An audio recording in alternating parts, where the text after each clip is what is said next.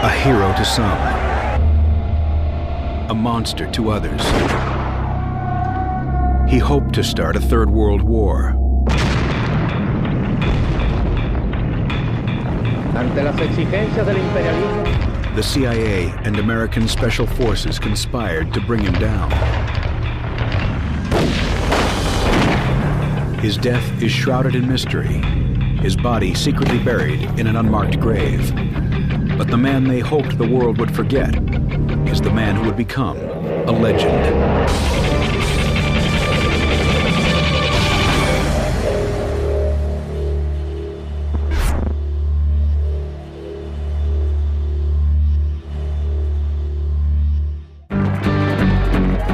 He's a man lionized by youth and revolutionaries around the world, the face on millions of t-shirts.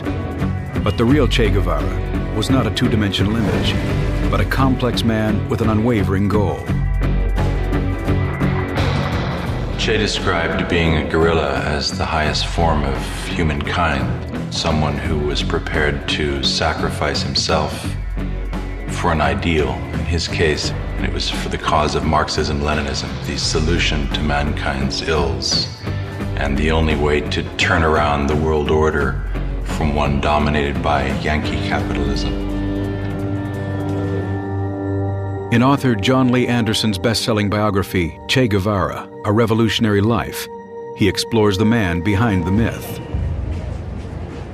First and foremost, I wanted to know what had led this well-born son of an affluent, old Argentine family, a son of the middle class, with everything going for him, to leave that comfortable existence and become the most implacable, well-known revolutionary of his day. May 14, 1928, Che Guevara is born Ernesto Guevara de la Serna in the city of Rosario, Argentina. Ernesto Guevara Lynch was Che's father. Celia was from an illustrious Spanish family. They were considered to be of the upper class. Carlos Figueroa is a childhood friend of Ernesto's. Ernesto didn't discriminate. He would hang out with all the kids, whether they were children of privilege or the children of servants. The eldest of 4 children, Ernesto is afflicted with chronic asthma, a condition that haunts him throughout his life. The family moves to the hill town of Altagracia, hoping the drier climate will help their sick son. In Altagracia, Ernesto meets Kalika Ferrer. The boys and girls would gather around to dance, but Ernesto was a really bad dancer. He had a bad ear. We'd be playing one style of music and he'd be dancing to another.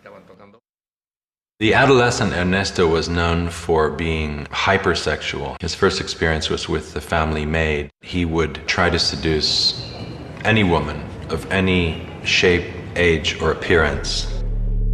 One of Ernesto's more unusual traits is his lack of hygiene, which earns him the nickname Chancho, meaning pig in Spanish. He had a shirt called the weekly shirt because he would only change it once a week. We called him Chancho, and it stuck with him ever since. But he didn't mind. He kind of liked it. Yet for all Ernesto's wild antics, he possesses a very introspective side. He was always searching for a kind of the meaning for life. He was more advanced than his peers. He read serious authors. Nehru and Gandhi and Steinbeck and Faulkner and Mussolini. He was a voracious reader. Though he enrolls in medical school, Ernesto's true education comes from the trips he takes through undeveloped Latin America. Alberto Granado was an older student. He proposed that the two take off for a journey by motorbike the length of Latin America. It was a quest to look beyond the privileged confines that were his birthright.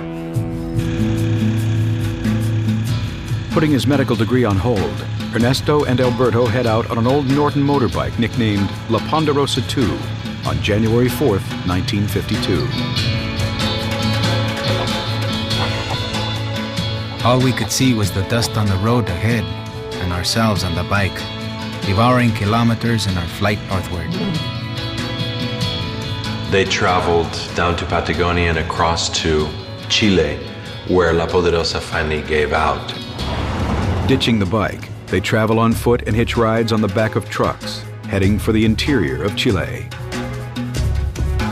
They traveled up to see the world's greatest open-pit copper mine, Chuquicamata, which loomed large in the imaginations of Latin Americans at the time because it was US owned and run. It was this notion of the kind of monstrous capitalist enterprise exploiting the local workers. American companies like Anaconda and Kencott monopolized Chile's mining industry. American companies went to Latin America for two reasons: cheap raw materials and cheap wages. To a young nationalist and a young idealist of the early 1950s, it would be very hard to look upon US policies as practiced in Latin America kindly. He saw something that he hadn't seen before. He saw the face of poverty. In America, Ernesto, being who he was terribly bothered by what he had seen. le chocó terriblemente. From Chile, Ernesto and Alberto head to Peru and then continue on to Venezuela. After 7 months on the road, Alberto decides to stay in Venezuela, while Ernesto returns home to Buenos Aires to complete his last year at medical school with a new social conscience. All this wandering around, or America with a capital A, has changed me more than I thought. When he finished medical school, he said, "See, you thought I couldn't do it, but I graduated. So pack your bags, because we're going to be leaving soon." Ernesto and Calica head for Bolivia. Along the way, they meet other young travelers. They were students. They had invited us to see Guatemala. Ernesto is intrigued by the students' political fervor and the situation in Guatemala, where President Jacobo Arbenz is attempting to bring about a social revolution through land reform. Arbenz was intent on nationalizing the unused land of the major U.S. banana and fruit companies, particularly United Fruit. Now, of course, United Fruit was a company that had very close ties to the Eisenhower administration. The Secretary of State, John Foster Dulles, had been on the board of United Fruit. John Foster Dulles was the brother of Allen Dulles, the director of the CIA. United Fruit paid a very skilled public relations specialist to kind of whip up a frenzy about the threat of communism in this small, impoverished country of Guatemala. December 24th, 1953. It is amid this charged atmosphere that Ernesto first arrives in Guatemala. Soon he is introduced to a Peruvian woman named Hilda Gadea. Hilda immediately became besotted with him. She had even went to the point where she pawned some jewelry in order to keep him in his hostels. And eventually they began sleeping together.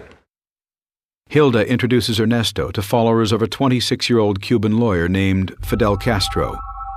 He had led an attack on the Moncada military barracks, the second largest military garrison in Cuba, in an audacious attempt to overthrow Cuba's president, General Fulgencio Batista. Many of the people that attacked the barracks, a lot of whom were students, former students, workers, organizers, a lot of them were killed, tortured, killed. The ones that survived, including Fidel Castro and his brother, were sentenced to prison. Castro was serving a 15-year sentence, but Ernesto is deeply impressed with his men. Unlike his Cuban friends, Ernesto is not committed to any cause or ideology, but the ouster of Guatemala's President Arbenz changes his view. The first CIA-sponsored coup in Latin America took place in Guatemala in 1954. And essentially the army got scared and told Arbenz that he had to resign, and he did. Castillo Armas is placed in power on June 27, 1954. He's seen by many as an American puppet. He begins arresting suspected communists and anyone connected to the old regime. Threatened with jail and possibly execution, Ernesto takes refuge at the Argentine embassy. He came away convinced that the United States was, as he famously later called it, the enemy of humanity. Jacobo Arbenz Guzman succumbed before the cold, premeditated aggression of the USA, hidden behind a smokescreen of continental propaganda. Ernesto now considers himself a Marxist. Communism seemed to offer a way forward and a ready-made ideology for the kind of new society that could rise from the ashes of the old. Ernesto Guevara, he left Guatemala a very radicalized individual, looking now for a revolution he could fight in. September 1954. Like many other leftists, Ernesto heads for Mexico City, where former President Cardenas had successfully nationalized its oil fields in the 1930s. Mexico had a historic standing as one of the countries on the flank of the United States who had stood up to Yankee imperialism at the turn of the century. Ernesto reconnects with his Cuban friends and is introduced to Raul Castro.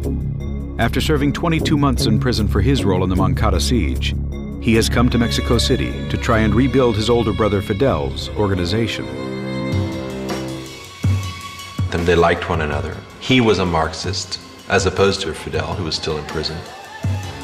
Succumbing to international pressure, Batista releases Fidel Castro after having only served a 2-year sentence.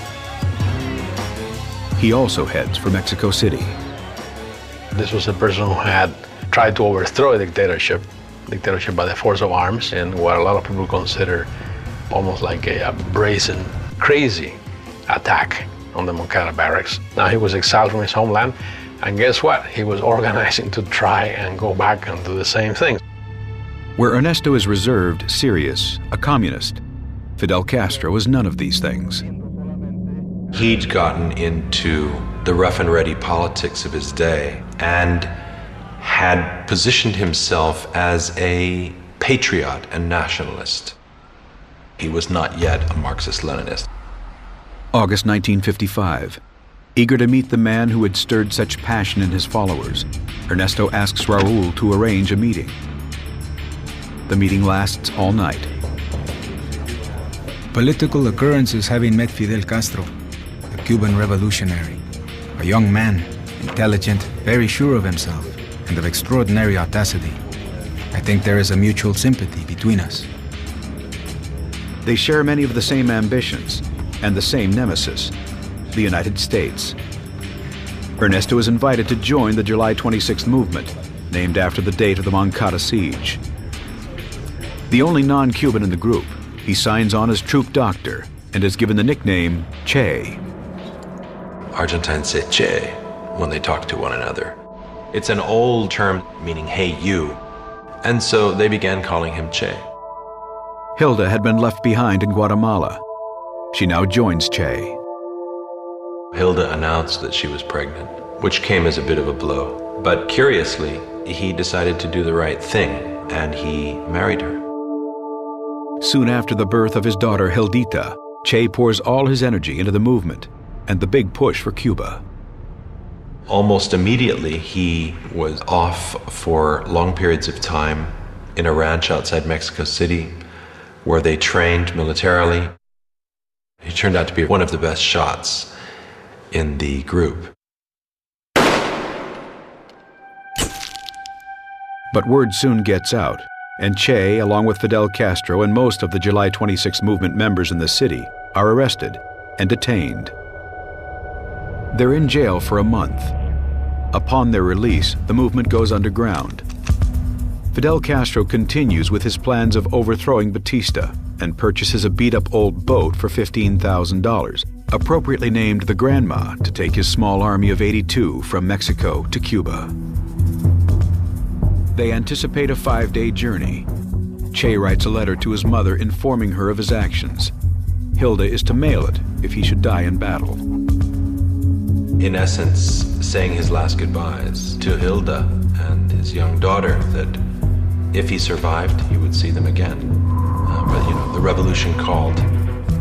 2 a.m. on the morning of November 25th, 1955. 82 men board the Granma. With our lights extinguished, we left the port of Tuxpan amid an infernal mess of men and all sorts of material. Fidel's words began to take on reality. In 1956, we shall be free or we shall be martyrs. His cause was revolution in Latin America. The next objective was Cuba, to liberate Cuba. And he had ceased to call himself Ernesto Guevara. He had become Che.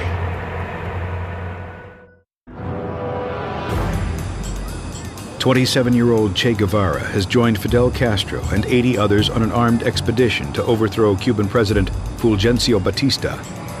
On November 25, 1955, the small army boards an old boat named the Granma and heads for Havana. 90 miles off the Florida coast, the island of Cuba is enjoying benefits from its booming tourist industry. Havana was the whorehouse of the Caribbean. It was a place where Americans went on dirty weekends. There were live sex shows, showgirls. It was full of prostitutes, drugs. It was a carnival atmosphere to which a lot of American tourists flocked. And there were some very positive aspects of it, but there was another Cuba, and the other Cuba was a Cuba that was basically run militarily by dictatorship. Although the Eisenhower administration supports Batista, most Cubans consider him a ruthless dictator. Fulgencio Batista was as much of a thug as ever governed a Latin American country. He was somebody who was considered beholden to U.S. economic interest, to the interests of the U.S. mafia in Cuba. The 7-day passage aboard the Granma has been turbulent. The entire boat took on an aspect both ridiculous and tragic. Men with anguished faces, holding their stomachs, some with their heads in pockets, others lying in the strangest positions, immobile, their clothing soiled with vomit. It was an unmitigated disaster. They lost their bearings, they lost a man overboard, later saved him. When they eventually reached the coast of Cuba, they landed in the wrong place. They arrive in Cuba 2 days late and in broad daylight. As the old boat approaches Las Coloradas beach, they hit a sandbar. Foundered and had to stumble ashore into a marsh. Before the troops have a chance to regroup, Batista's Air Force attacks and sends Che and the rest of Fidel Castro's men fleeing.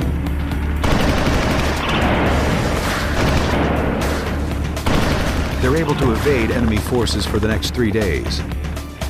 But on December 5th, their luck runs out. In a matter of seconds, a hurricane of bullets.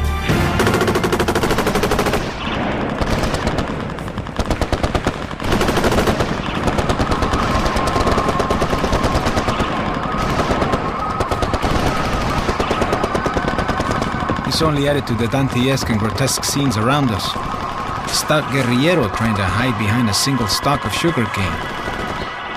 And another, without really knowing why, crying out for silence in the midst of the tremendous uproar. More than 2/3 were massacred immediately. Che was wounded in the neck.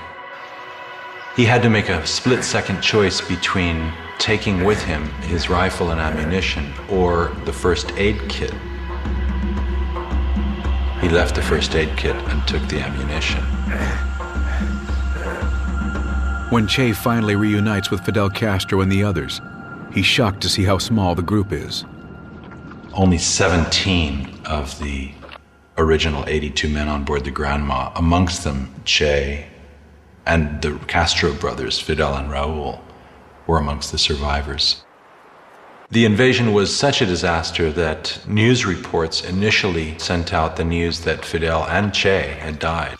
Fidel Castro, Che, and the others regroup and move towards the Sierra Maestra mountain range. The Sierra Maestra was the mountain range nearest the coast where they landed and where Fidel planned to base his guerrilla movement. The Sierra Maestra is home to renegades, smugglers, and a hardy peasant population. Neither were I or the other farmers in the area aware that there was a revolutionary movement taking place. It took us by surprise. I knew nothing about politics. 16-year-old Dario Ramirez, nicknamed Benigno, works on his father's farm in the Sierra Maestra.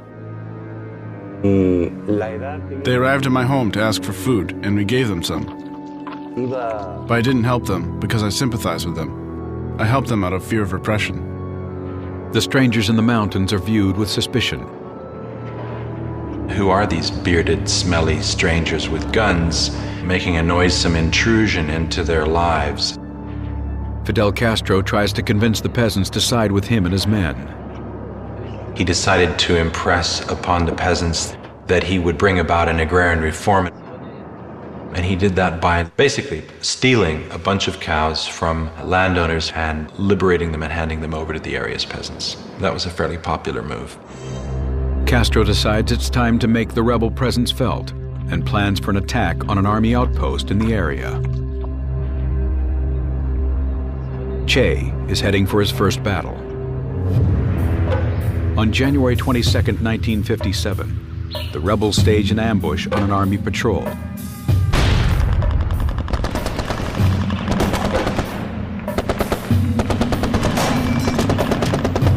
As the first shots ring out, Che is face to face with the enemy.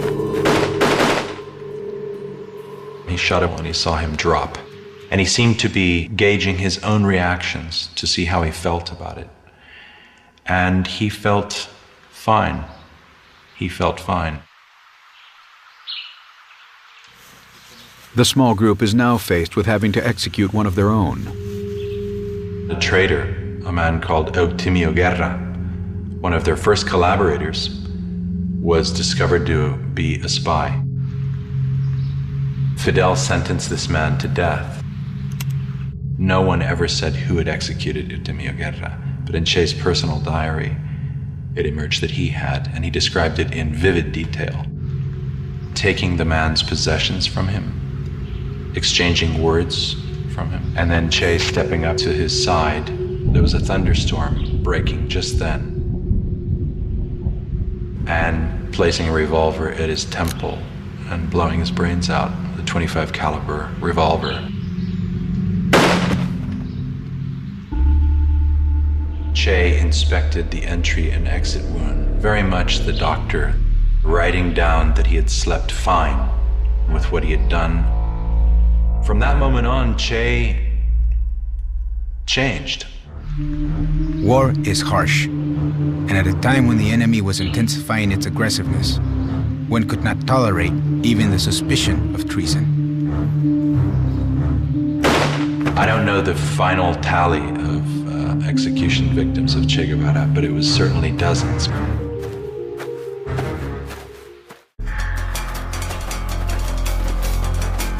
February 17, 1957. Hiding out in the Cuban jungle, a small band of revolutionaries led by Fidel Castro contends with the constant threat of army ambushes and traitors in their midst.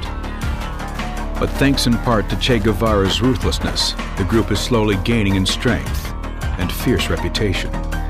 Fidel Castro's troops and their exploits soon catch the attention of the world press.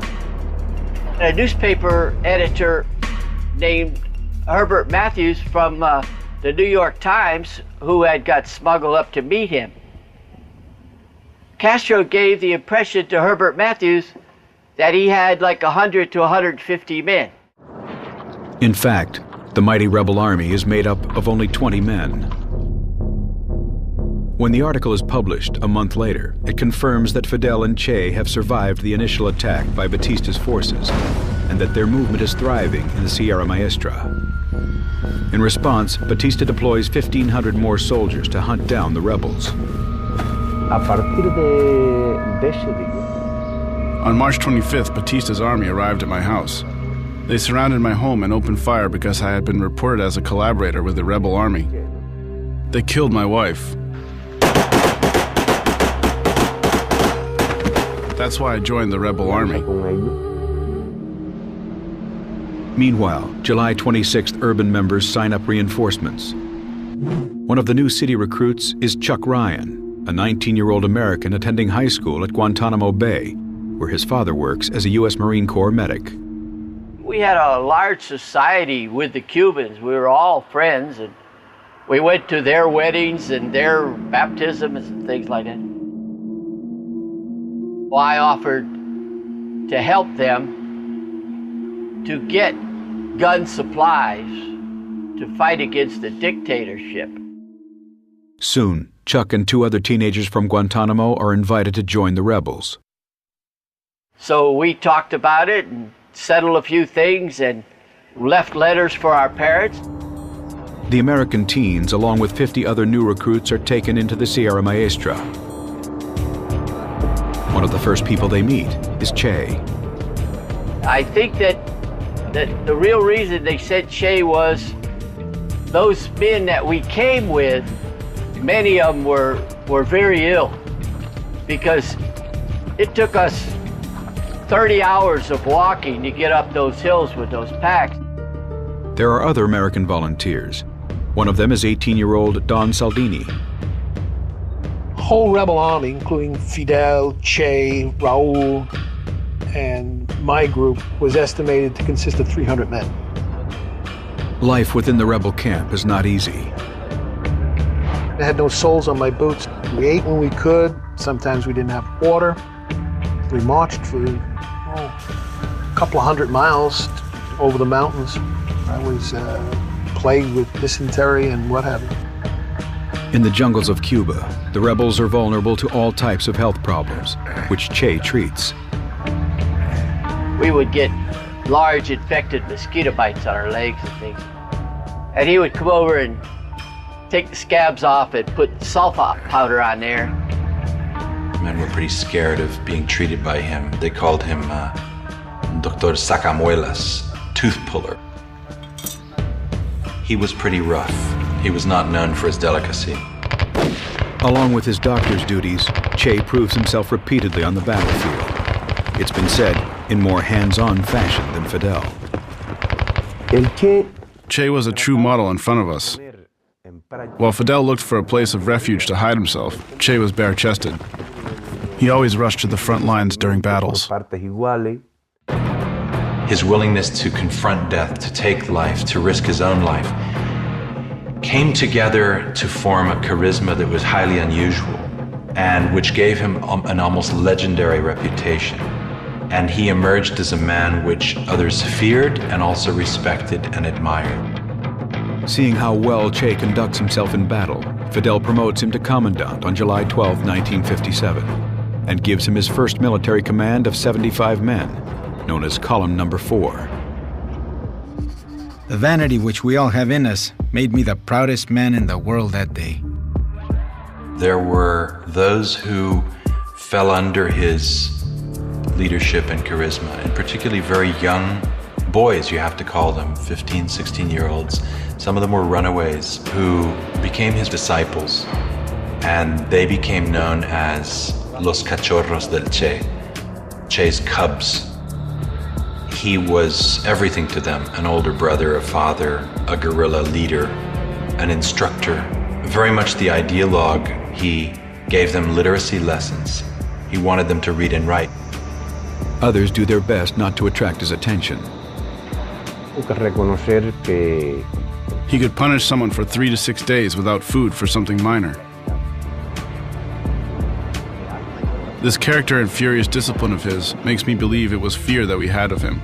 We feared that he would impose upon us a punishment. By October, Che has a new base in La Mesa. With this freedom, Che starts to organize the area, starting an armory, bakery, butcher shop, and even a newspaper called El Cubano Libre. By February 1958, they are broadcasting messages on their own radio station, Radio Rebelde.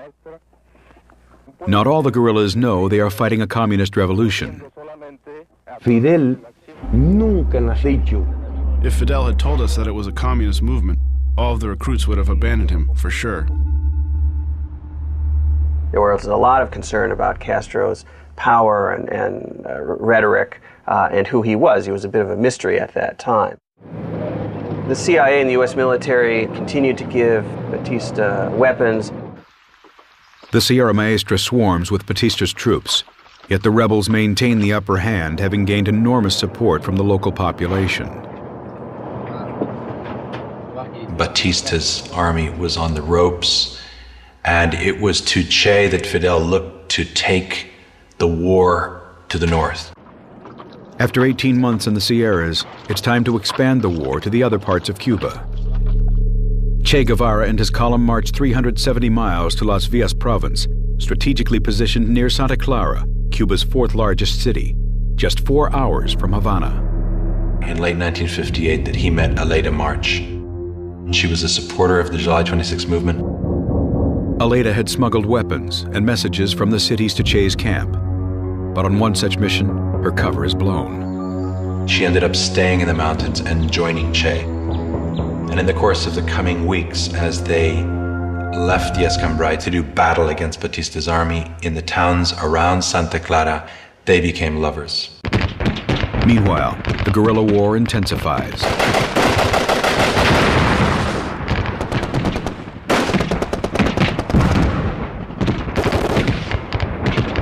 Fidel Castro and his rebel army, now of about 800 men, begin to move through Orient Province, while Che attacks army garrisons using psychological guerrilla tactics to scare away the enemy. Monday, at 1 in the morning, one rebel went and took one shot into the garrison and got, of course, this massive firepower response. Then went home or went to sleep or went to do something else. The next night, a couple of rebels, one at 11 o'clock and one at 4 in the morning, did the same thing, one shot. By the third night, that garrison was always up and not sleeping. They basically made these people just want to leave. And sure, after about 2 weeks, that garrison just abandoned camp and went into town. You're in a situation where you're thinking you're fighting a superior enemy. That morale-wise, that cannot be very good. I think that definitely affected the Batista army. On December 27, 1958, Fidel Castro orders Che to assault Santa Clara, Batista's last holdout, with 340 fighters against an enemy force 10 times the size. The troops were drilled. They knew what they were doing. They knew they had a good commander. They had Che was top of the line. They trusted him. We had been monitoring shortwave, Radio Rebelde, and from Santa Clara, from where Che was. And the news didn't sound good. The rebel transmission was that they're getting clobbered. But the reports are mistaken. They're fighting against an army which is larger, but the people that get conscripted into the army are really very, very poor people. They have no stake in Batista staying in power. Realizing the futility of resistance, they surrendered, and more than 100 guns passed over to the side of freedom. The final blow to Batista's forces come when Che and his men ambush an armored train, bringing reinforcements to Santa Clara.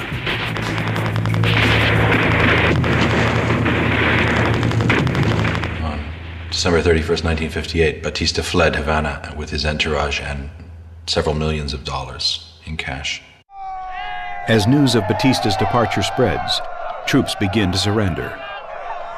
Fidel ordered Che to march on Havana from Santa Clara, while he himself made a more leisurely victory parade the length of the island. 32-year-old Fidel Castro and his rebel army arrive in Havana on January 8, 1959. Today, all eyes, those of the powerful oppressors and those of the hopeful, are fixed on us. Che's dream is for a united socialist Latin America, a new world order that will not sit well with the United States. To attain it, Che will spread revolution across the continent. But first, more blood will be shed.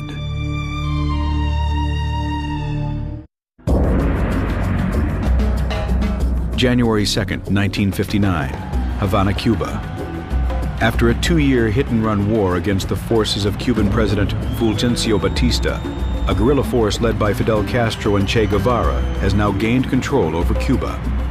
In Havana, it will be Che's job to keep the new revolutionary government in power by targeting and purging any opposition.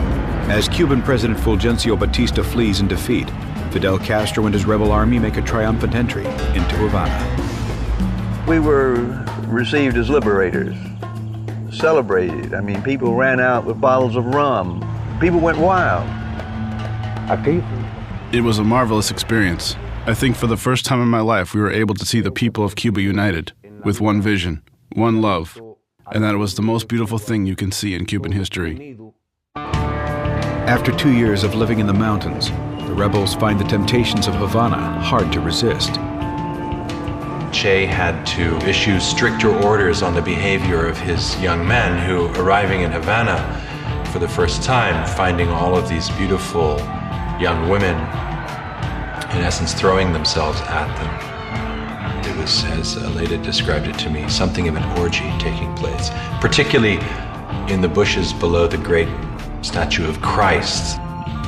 Che's wife Hilda had not seen him since the guerrilla campaign began 2 years earlier. She flies to Havana with their daughter, unaware that there is another woman in his life. And immediately he told her that he was no longer in love with her and he wanted a divorce. Che was married to Aleida just a couple of months later in a small ceremony with Raul Castro acting as one of his witnesses. As Che puts his personal life in order, Fidel Castro begins to implement the first major changes in Cuba. Well, in the beginning, most of the population was expecting a change. Castro, always when he was in the mountains, he promised free election in 18 months. There is not communism or Marxism in our ideas. We will not seize any land from anybody. Yet on February 16th, just 2 months after the rebels' victory, Fidel Castro was sworn in as prime minister, and the elections never take place. Then certain segments of the professional class and the elite and the middle class began to view Fidel Castro and his regime with suspicion. There was a debate that started almost from the day Castro took power about whether he was a communist or not. And part of this debate focused on Che Guevara, who obviously did get on the radar screen pretty quickly of the CIA. Fearing that an alliance with the known communists could jeopardize his position, Fidel Castro keeps Che at a distance. He ordered Che to take over the La Cabaña fortress, which is an old colonial garrison overlooking Havana Harbor and the city. That was where the war criminals were tried. Che orders executions of those found guilty. In essence, carrying on with what he had been doing in the war. Summary trials for torturers, for men accused of war crimes, and carrying out their firing squad executions in La Cabaña. The American guerrilla Neil McCauley had spent several months with the rebels and helped train the soldiers. He is approached by the commander of the firing squad on its first round of executions. I said, look, this is a matter for Cubans. You guys do it. And he said, no, but look, they make a mess of it. We need somebody who's at least going to hit the mark. I was prevailed upon. I did. I didn't mind. I mean, I'm glad to shoot these guys. And so I walked out there. I took command of the firing squad. I directed them against him. And I mean, this time, killed him. And then the next guy who came up, I took that one too.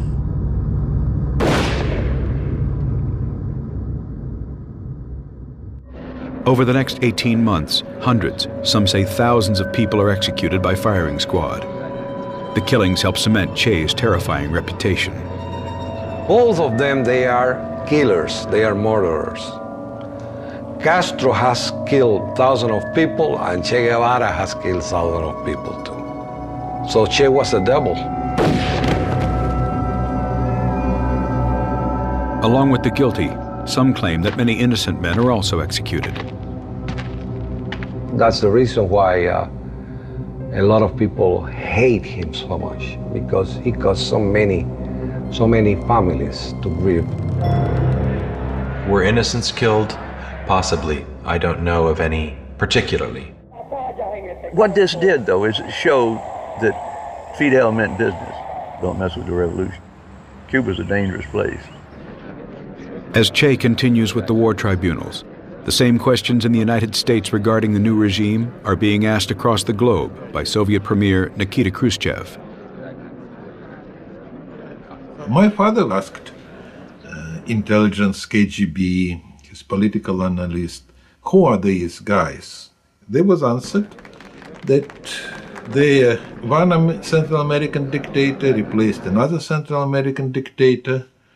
For sure, they're pro-United States and maybe they're agent of CIA. It was no idea that they can be socialist.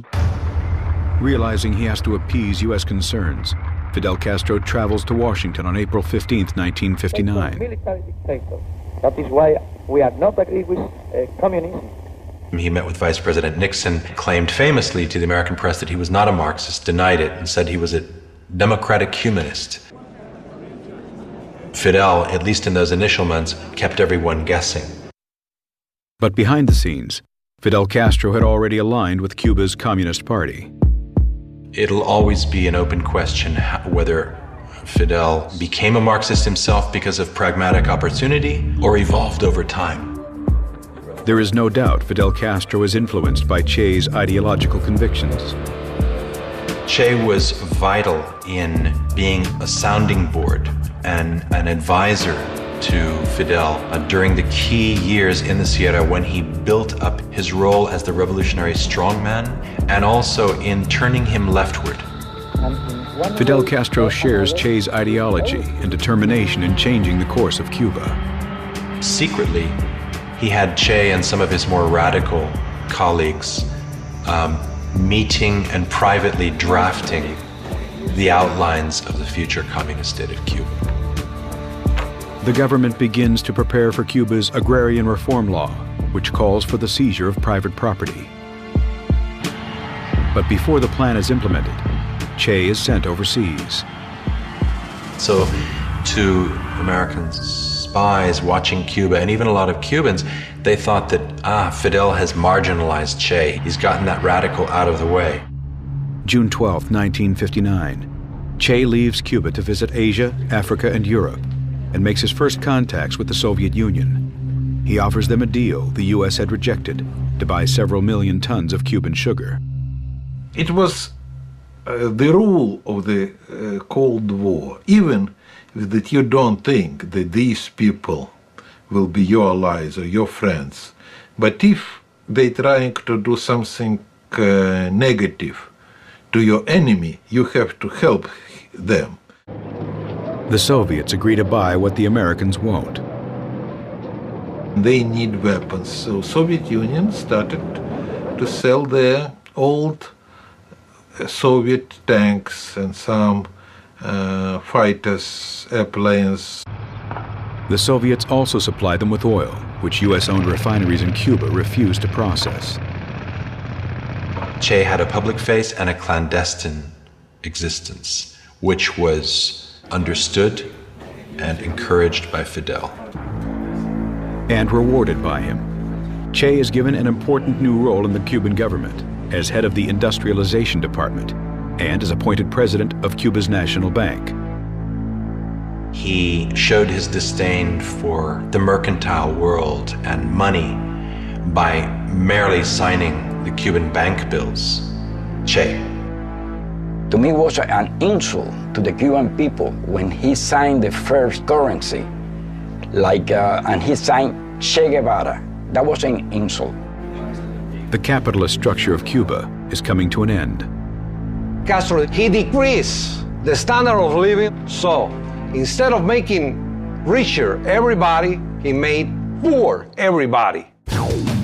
Fidel Castro signs an agrarian reform bill, and on May 7, 1959, the first seizures of large agricultural land holdings are made. The people, they start to see the reality, what's coming on. And pretty soon, the Cubans, they start the exodus to Miami. As thousands flee Cuba, Che takes on an even more radical plan.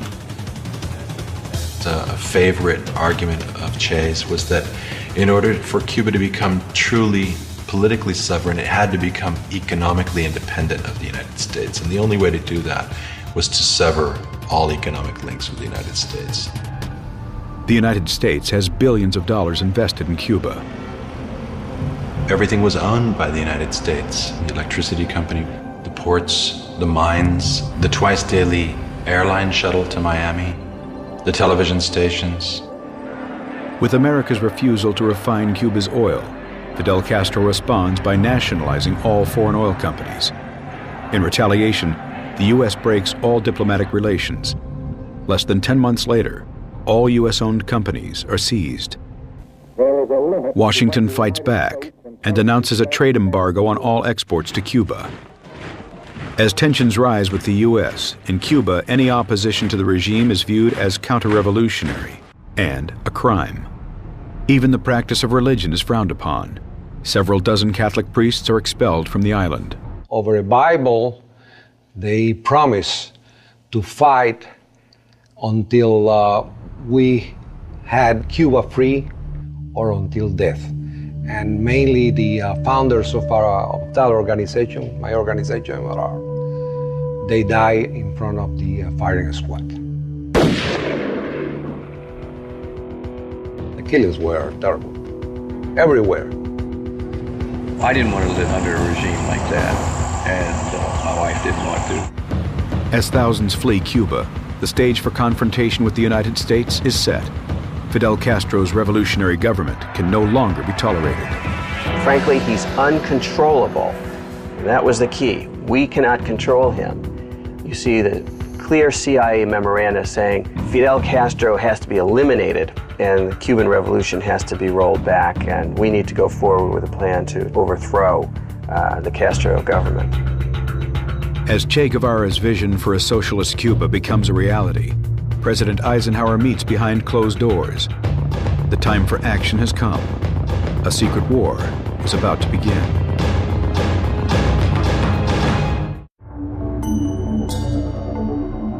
Within a year of Fidel Castro coming to power, the capitalist economy in Cuba has crumbled.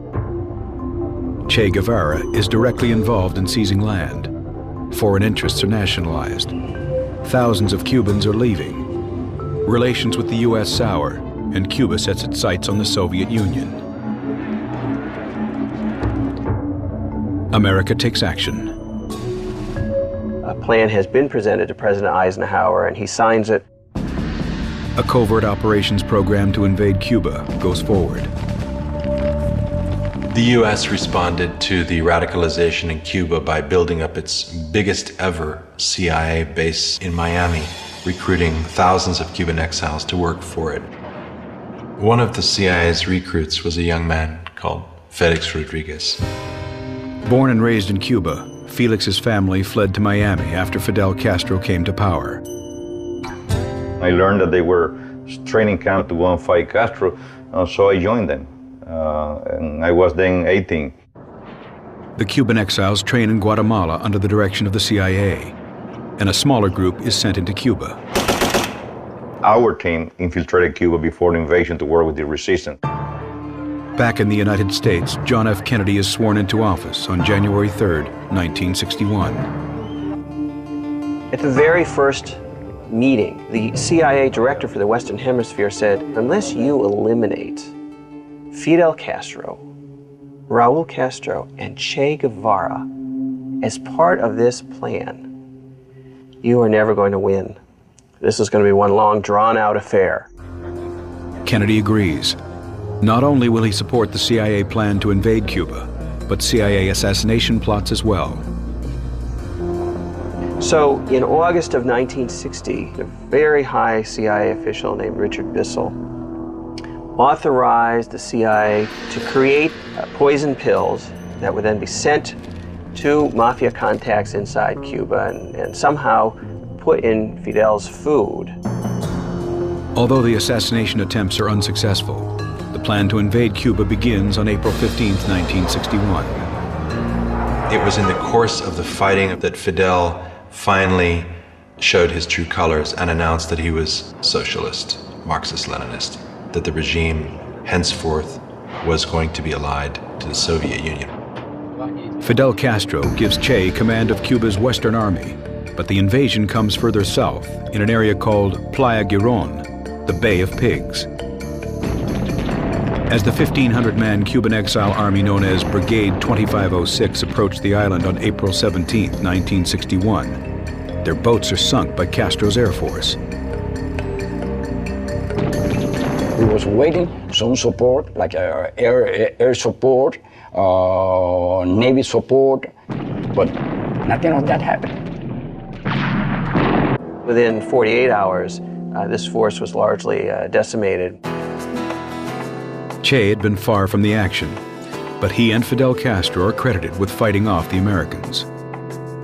And they were heroes for everybody, in school, in the universities, on the Soviet leadership. For America's new president, the invasion is a disaster. It was a famous meeting between Che Guevara and a Kennedy aide named Richard Goodwin. The first thing he said to Goodwin was, "Thank you for the Bay of Pigs. It allowed our revolution to consolidate." Before the invasion, we were a somewhat fragmented, young government, but after the revolution, our victory and the kind of nationalist fervor that your invasion caused has allowed us to truly move forward far more stronger than we had been before. It backfired in every conceivable way possible. Fidel Castro and Che are convinced that America will invade again and turn to the Soviets for protection. My father told, we cannot protect Cuba using our conventional forces. So it must be signal. If you invade Cuba, you will be in trouble because we are serious. The last discussion about deploying missiles in Cuba, it was in Che Guevara and Khrushchev. It's not long before the Soviet missiles installed in Cuba are detected. It was a very, very dangerous time. Fidel Castro and Che pushed the Soviets to launch the missiles in the event of an American ground invasion.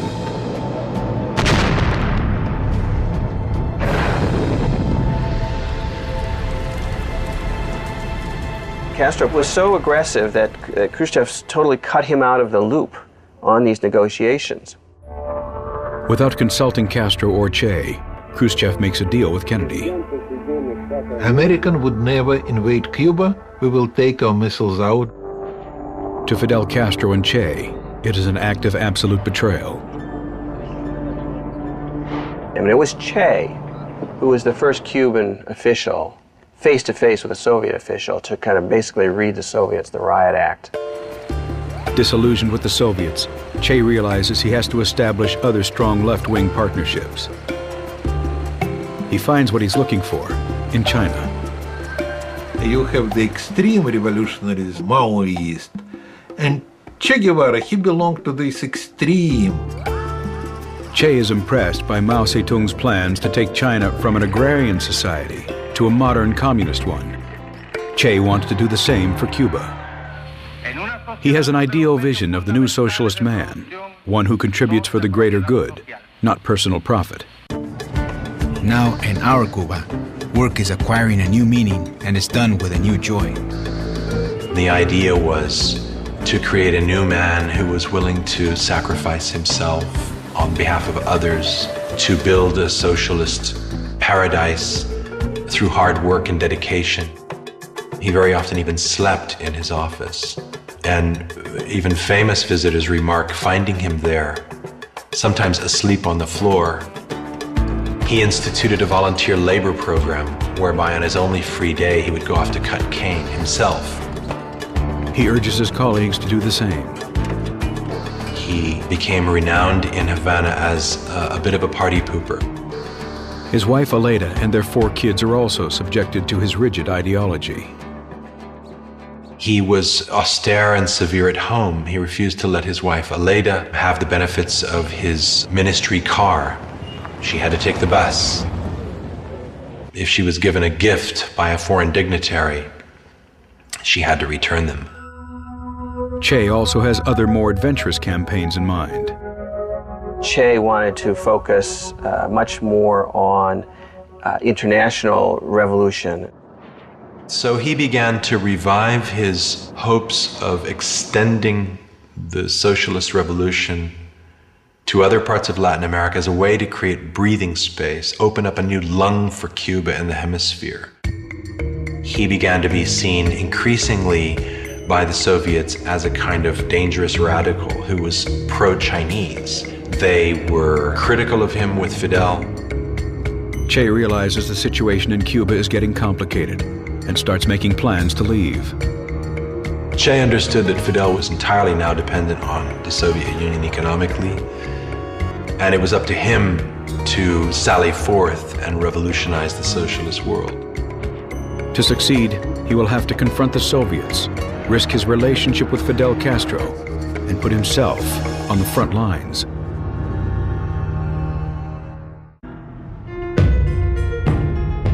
By 1963, Cuba's economy has hit an all-time low. Che Guevara's plans to propel the country forward have failed. His solution is to end Cuba's reliance on the Soviets and spread the revolution around the world. Che became increasingly disenchanted with the way things were shaping up to be in Cuba as a Soviet satellite. August 1964. The Lyndon Johnson administration's attention is diverted from Cuba to Vietnam and the increasing turmoil in Africa.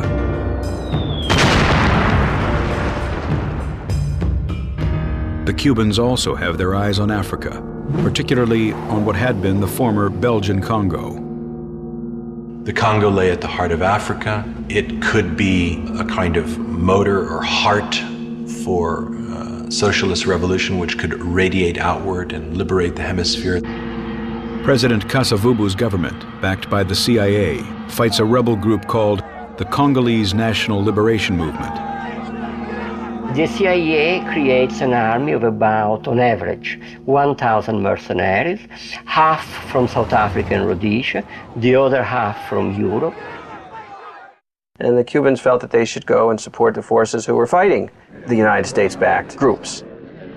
The impression Che Guevara got was of a revolt that was still very strong and with very committed leaders.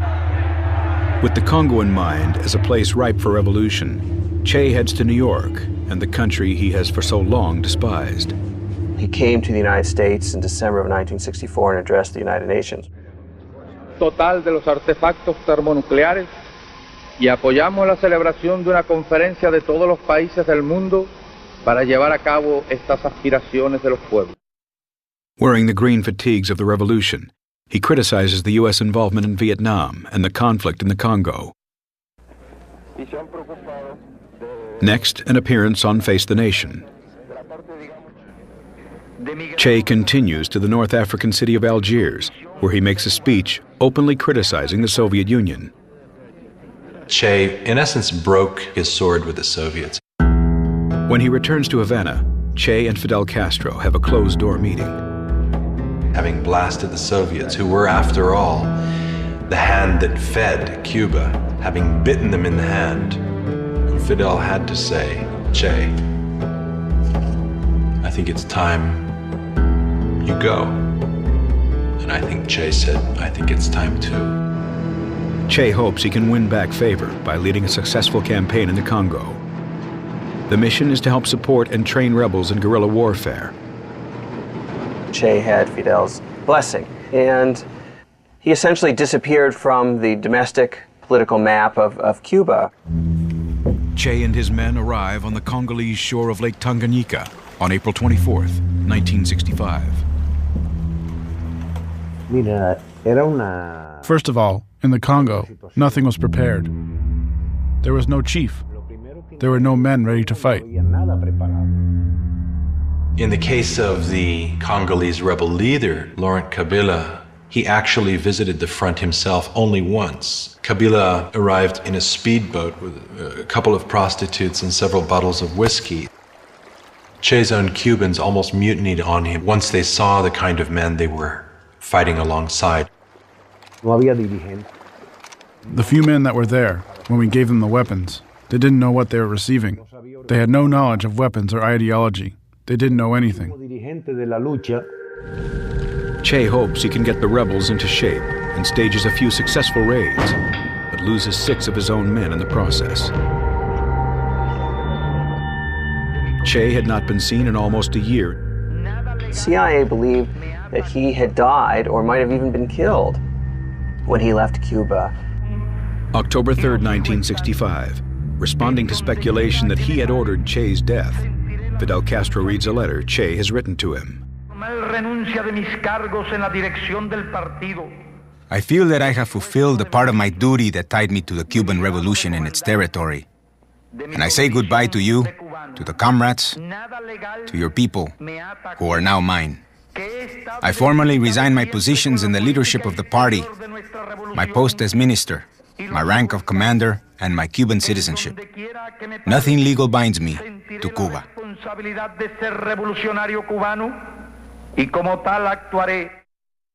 Che had not expected the letter to be read publicly. Y resulta que ya no lo era. The day that Fidel read that letter is when we found out about it. It was a very difficult moment. He was neither the Cuban nor African leader. Che himself was going through a very dark period. While there, he received the news that his mother had died. He was very close to his mother, and that was really hard on him. He had turned into a withdrawn man. He didn't talk. He was always alone, sitting on a tree trunk. He was in a bad mood and he spoke very little with us. By mid-October, government forces and mercenaries advance. His camp was nearly overrun. Rebel resistance collapsed. And at the same time, what you have is the decision of the government of Tanzania that they're no longer going to support this war. Fidel urges Che to abandon the mission and bring his fighters home. Their retreat from the Congo was ignominious. That's how he himself described it. They just barely escaped with their lives. Admitting defeat, Che holds up at the embassy in Tanzania and then moves to a safe house in Prague. Fidel sent couriers to him, urging him to reconsider and return. Che refused. He refused to go back to Cuba after having given his word that he would go off and, if necessary, die to lead other revolutions elsewhere. After some time, Fidel told Che that he had brokered a deal with the head of the Bolivian Communist Party for him to go to Bolivia. He jumps at the chance. In Bolivia, Che's plan is to train a guerrilla force to start a liberation war that would spread all across the hemisphere. What he hoped to do was to spark off enough guerrilla insurgencies around the world that would attract American firepower, distract it from Vietnam, and ultimately sap it of its strength, and to overturn the world order once and for all. He was trying to start World War III. A war that will wipe out capitalism and install communism in its place. If he was successful, he'd be able to change the world. I don't think Che ever really contemplated failure. After the failed mission in the Congo and his farewell letter to Fidel Castro read publicly, Che Guevara refuses to return to Cuba without a success. His plans to expand the revolution bring him to Bolivia. November 1966. Che arrives in La Paz in a convincing disguise. Che had all of his hair plucked out one by one, and an identity was created for him as a traveling salesman, a man in his mid-50s. He makes his way to a base in Nancuazú, where he meets Loyola Guzman and other members of the Bolivian Communist Party.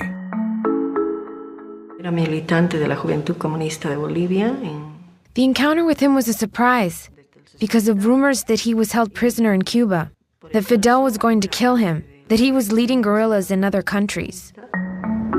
Che explains the mission to the group. He explained the objective, which was an armed struggle in many Latin American countries, to make one, too many Vietnams. But soon, Che changes the plans. Instead of using Bolivia as a base to start revolutions in other countries, Bolivia will be used as the starting point for the revolution, which he himself will lead. The party secretary general at that time, Mr. Monge, went into the camp and spoke with Che Guevara. And he told him that the only chance they could have was if the Bolivian Communist Party, Moscow line, would take the lead of this movement. Che refuses to give up his position of leadership. The party has taken up arms against us, and I do not know where this will lead, but it will not stop us. But the loss of support from Monge's group leaves Che with only 24 soldiers. They include some of his old Cuban comrades. By the time they arrive in Bolivia, Che's disguise is well grown out. When we arrived, there was none of what Fidel had promised was there. There was no food, ammo, medicine, or anything. To make matters even worse, the peasant support the movement had so relied on in Cuba is nowhere to be found in Bolivia. We had a land reform in 1952, so every peasant was the owner of his own piece of land. We had a democratic government, and we had free press. The Chaco region of Bolivia, where Che has chosen to begin his campaign, is also unwelcoming. There was no vegetation, no animals. There were no farmers. Yet Che continues with his plans. If he could succeed in Cuba, he could do the same in Bolivia. March 19, 1967. Che and his men are joined by a few old acquaintances. They include French Marxist Régis Debray and two longtime supporters of the revolution, artist Ciro Bustos, and a former East German spy and suspected KGB operative named Tanya. Firmly committed to the communist cause, Tanya is the only link between the guerrillas and the outside world.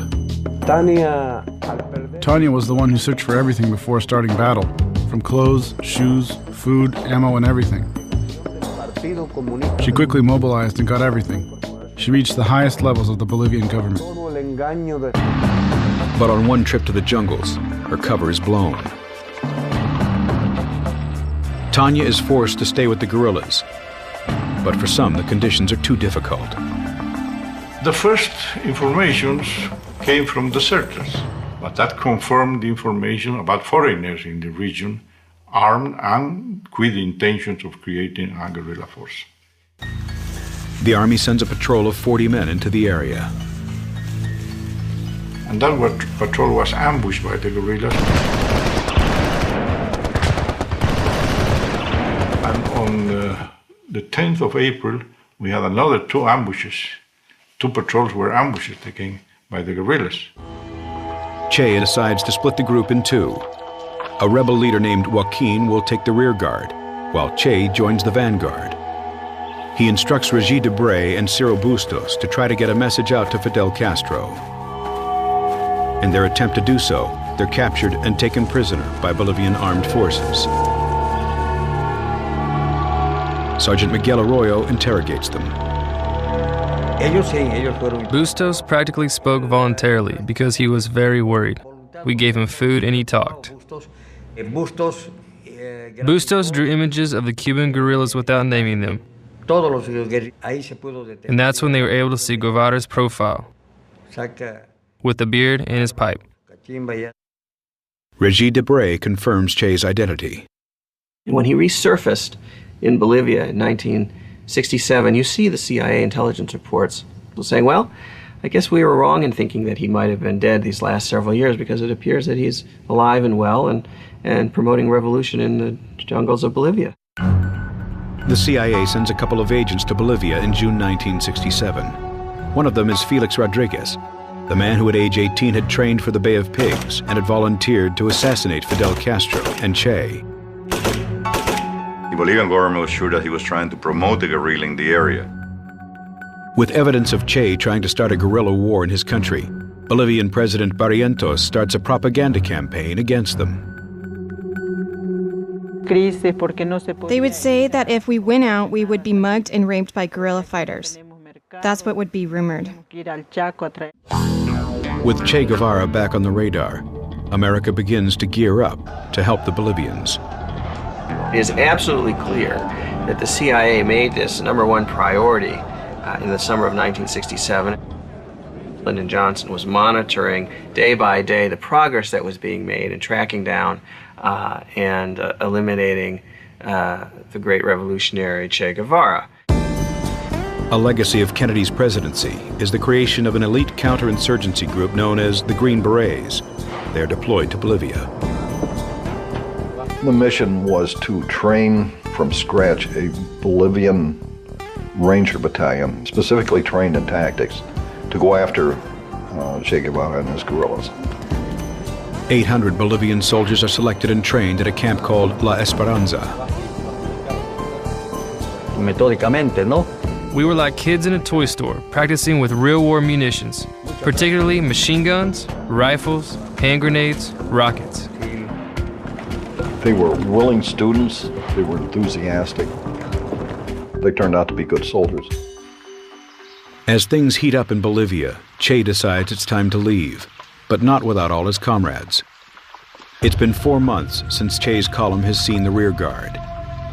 They had stayed behind at base camp with the sick, including Tanya.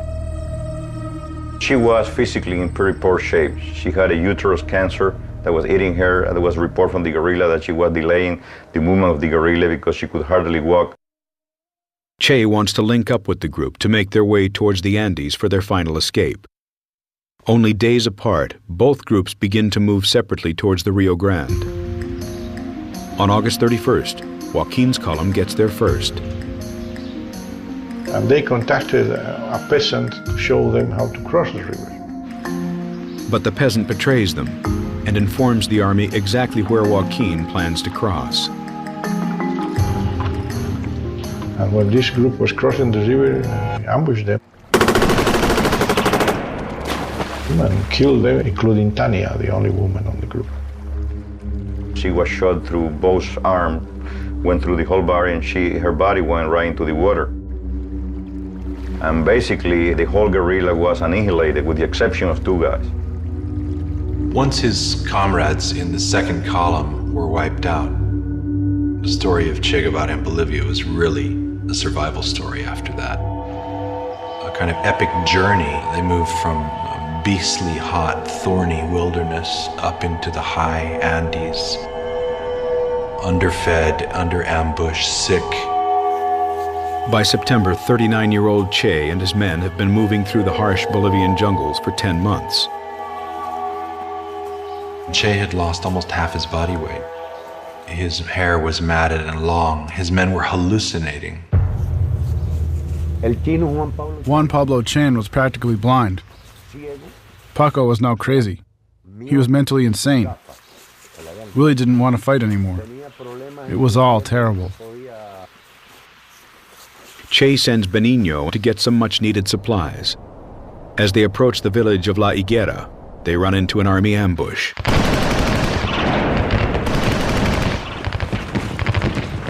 We automatically went from 22 men to 17.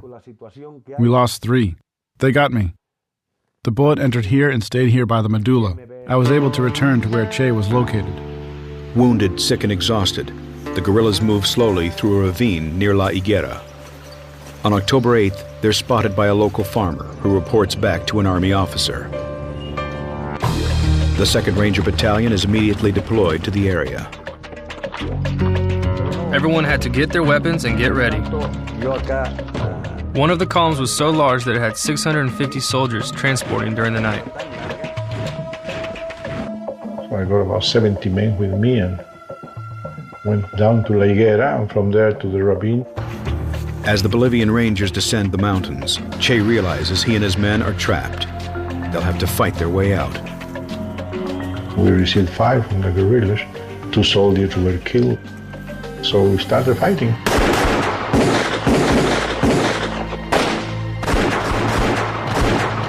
The guerrillas are clearly outnumbered. Some of the guerrillas were killed. Che himself was wounded, and his rifle was literally shot out of his hand. He was incapable of firing it. A Bolivian guerrilla named Willie comes to his aid, trying to lead him to safety. I had 2 soldiers for security about 15 meters up. They had seen these 2 guys trying to get out of the ravine. coming slowly, and they waited. They were right up to them. The two guerrillas have nowhere to run. One thing that caught my attention was he was carrying a small pan with 6 eggs. He was very careful with these 6 eggs, probably because he was going to his food for the next days. No? So I asked him, "Who are you?" And he said to me, "Look, I am Che, and I'm worth more alive than dead." It has taken an army to catch him, but Che Guevara has finally been caught. The Bolivians are hungry for blood, yet the only ones who can save him are the ones who Che hates the most.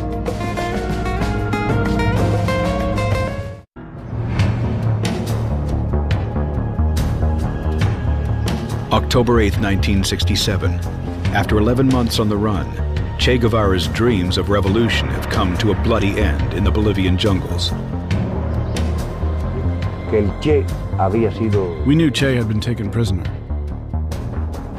We planned an escape, to get out and report what had occurred, the truth about Bolivia. With most of his men dead, Che and Willie, a rebel soldier, are escorted out of the ravine. I gave him a soldier to lean on, and he walked all the way. It's an arduous hike. It takes several hours, and they took him to La Higuera, where he was placed in the little mud-walled schoolhouse there. They had put Che in the place where I worked, and they guarded him in a very responsible manner. Curious, local school teacher Julia Cortez asks to see the prisoner in her classroom. He was an extraordinarily handsome man. He wasn't the man depicted to us. Black, ugly, evil.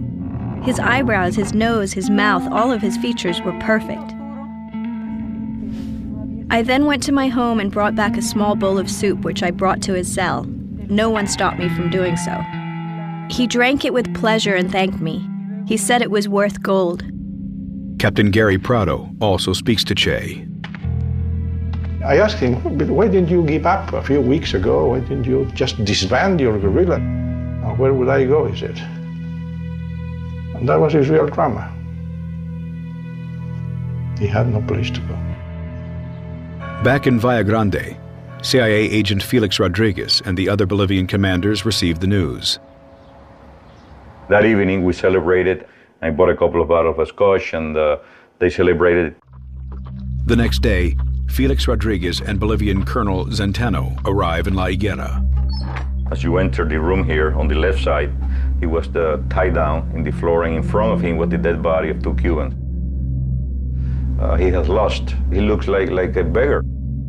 You feel sorry, pity the way he looked. I mean, he was a total disaster. Colonel Zenteno tries to question Che. Colonel Zenteno was the one who did the talking. I just stood there with the other officer, and he started asking questions to Che, and Che would not answer him. Until Zenteno got mad and said, "Well, you are a foreigner, you came to my country, the least you can do is answer me." And he would not answer him. So he left the room. Felix sends a message that Che Guevara has been captured. The message has to be routed via CIA stations in various South American nations. It will take hours for the message to arrive in Washington. Felix returns to the schoolhouse to see if Che will speak with him.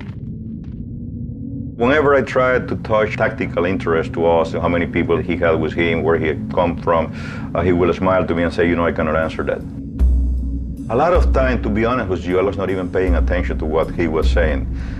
My mind was running the image that I have seen him so many times next to Mao Zedong and the Soviet leaders and the uniform and the way he looked at that point in time. I mean, it was quite a striking situation, a unique situation, really. Felix takes Che outside and poses with him for a photograph. And at that point in time, I felt that, you know, his life was going to be spared. A short time later, gunshots ring out from the schoolhouse. I thought they had shot Che. So I run back, I open the door, and he looked at me, I look at him, and then I run to the next door, and then I saw Willie, who was, just dying at that point in time. And then the soldier who shot him told me, "Mi Capitan, he tried to escape," which is ridiculous. I mean, he received order to execute him. Later that morning, a message comes in from Bolivian High Command in La Paz to the highest-ranking officer on site. Colonel Centeno was in the field. All the captains were with him. And there were only 2 lieutenants and myself. I had the rank of captain in La Higuera, so they called me. The Bolivians had a numbered code. We knew from advance that 500 was Che, 600 was dead, and 700 was to keep him alive. So I asked them to repeat it, that they confirmed there was 500, 600 from the High Command. And that's where I received the order 500, 600. Colonel Centeno returns to La Higuera. Felix talks to him about reversing the order. Colonel, there are orders from your command to eliminate the prisoner. The order from my government to try to keep him alive at all costs, and we have helicopters and mobility to move him out of here to Panama. But the Bolivians won't back down. Che is too much of a liability. They want him dead. Very early, we heard the radio news that Che had been captured and that he was dead. Felix is approached by Julia Cortez, the school teacher. Julia Cortez came to where I was and said, "Mi Capitan, when are you going to shoot him?" He said, "Señora, why do you say that?" She showed me the radio and said, "This radio is giving the information that he already died from combat wounds." So at that point in time, I thought there was no point in waiting any longer. With no word from Washington and Bolivia's president demanding Che's death, Felix decides to proceed with the execution order.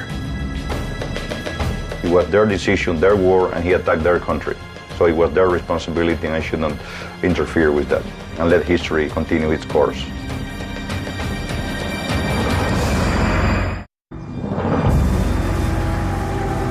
Only a day after Che Guevara's capture, the Bolivian government orders his death. News reports falsely claim he has been killed in battle. Held in a cell with the dead bodies of his comrades, Che Guevara awaits his fate. 12:30 p.m. on October 9th, CIA agent Felix Rodriguez enters the schoolhouse. He was sitting in the bench. I stood in front of him and said, "Commander, I'm sorry, I tried my best." He turned white like a piece of paper. But he composed himself and said, "It's better this way. I should have never been captured alive." And I asked him, say, "If I can send a message, do you want anything for your family?" And then he changed and said, "And if you can, tell my wife to remarry and try to be happy." Che stood up. He thought that Rodriguez was going to kill him then and there. Felix told me that he then embraced Che as a gesture to a kind of noble enemy, said goodbye, left the room. Rodriguez went out and asked for volunteers. Mario Turan, a young sergeant, steps forward. Came to where he was because I knew he was to be executioner and said, "Look, don't shoot from here up, shoot from here down because he's supposed to die from combat wound." Turan enters the cell, ready to execute the rebel leader. When he sees Turan entering the room, he knows that this is the man that's going to kill him. You know when you look into your murderer's eyes. He knows he's about to die. When Turan came in, he said, "Shoot, coward, you're only going to kill a man. In other words, you're not going to kill my ideas." Turan fired several bursts into Che, and the first seemed to hit his arm. Che fell on the ground and bit his hand hard to avoid crying out. And then Turan finished him off with another burst, something like 9 bullets that entered his body. The fatal bullet entered his thorax, and he asphyxiated on his own blood. Captain Gary Prado and Captain Celso Torrelio came down, and we all came into the room. And then Gary Prado said, "Mi Capitan, I think we have finished with the guerrilla in Latin America." He wasn't even put in the helicopter, he was just tied to it. I saw it with my very own eyes. He was tied on with a rope. Before the helicopter leaves, a priest steps forward. He gave the last benediction. He's the man who is an atheist, who doesn't believe in God, and he did receive the benediction of the Catholic Church. Che's body is flown to the local hospital in Valle Grande. People from miles around come to view the body. One of them is local portrait photographer Rene Kadima.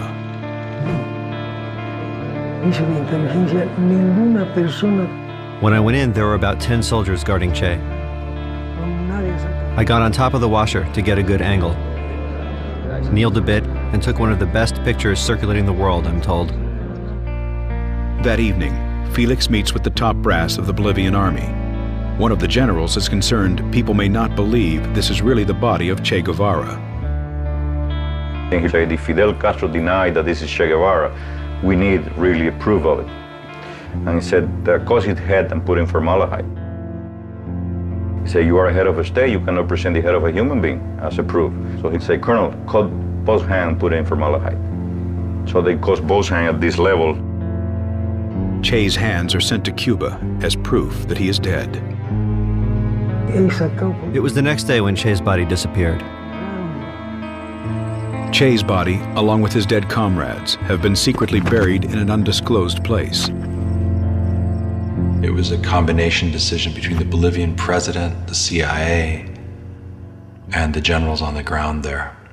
The idea was to deny Che a burial place where his followers would find him and be able to render tribute to him. October 18th, Fidel announces Che's death to the people of Cuba.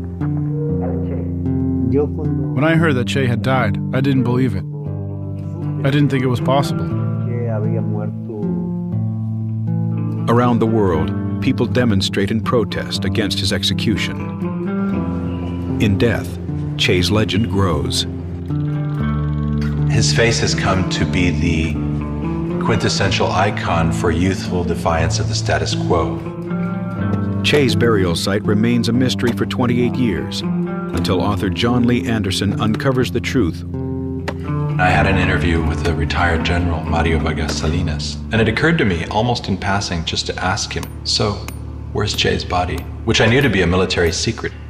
And much to my shock, he sat back down and said, well, look, I've been wanting to tell you about that. And he told me. The remains of 7 bodies are found in Valle Grande. And I'll never forget going to this pit, and they just told me under their breath, they said, John Lee, that's him. You're aware that you're looking at a crime scene that an entire state had tried to cover up.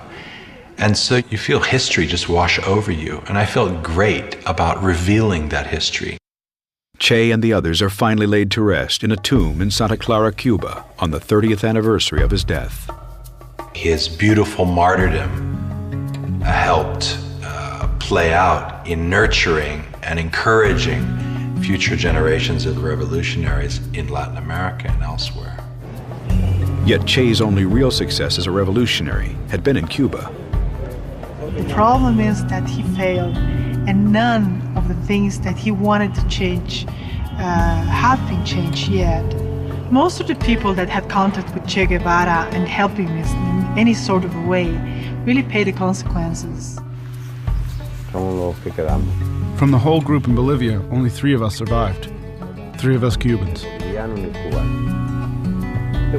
am in part glad that Che did not live to see all the things that are now going on in Cuba, because he would die of a heart attack, rage and disgust.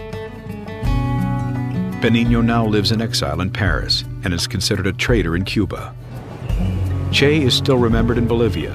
Its socialist president, Evo Morales, is a critic of the United States. If we had a Che Guevara today, we would easily be undergoing huge transformations. His principles for life, sovereignty, for Latin America, for the people, it is these principles that we share and take with us as we go forward. Now is when we need a Che. Not so much for the armed force, but for the defense of humanity. Nobody talks about guerrilla warfare anymore today. It's all terrorism. It's not Che Guevara, it's Osama bin Laden and people like him. Che was almost a purist. He didn't agree with terrorism. There were no car bombs in Che's world of war. There were no suicide bombers. There was the idea of noble sacrifice. In the end, Che was a paradox, both someone whose social indignation and passion I can empathize with and understand, but someone whose cold logic at times and whose rhetoric, and sometimes whose actions, I found terrifying. Someone whose aspirations were to change the world and who tried but ultimately failed.